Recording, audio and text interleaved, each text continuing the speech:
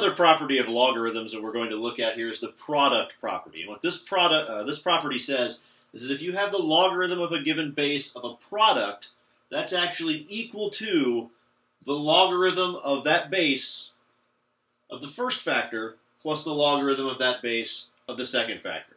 So the logarithm of a product is equal to the sum of the logarithms of the factors. So I can illustrate that with an example as well.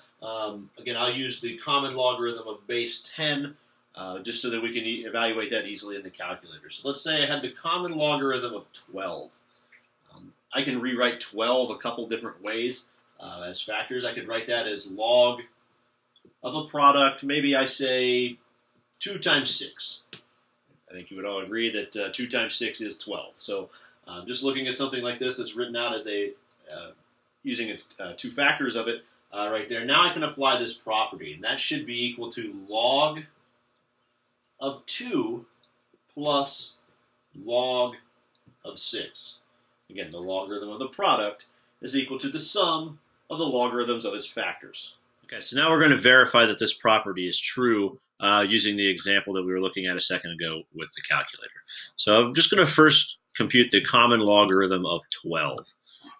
You can see its decimal equivalent right there. The first thing I did was I said I'm just going to rewrite it as a logarithm of a product, and we chose, I think, 2 times 6 in our example. So this is log of 2 times 6, like that in the example. And again, this should be equal to the same thing. It's just an unsimplified version of the log of 12, and you can see that that is true. So now what I'm saying is that if you use this property, you can separate this as the log of 2 plus the log of 6, and this will be equal to the same thing. You can see this property holding true right there.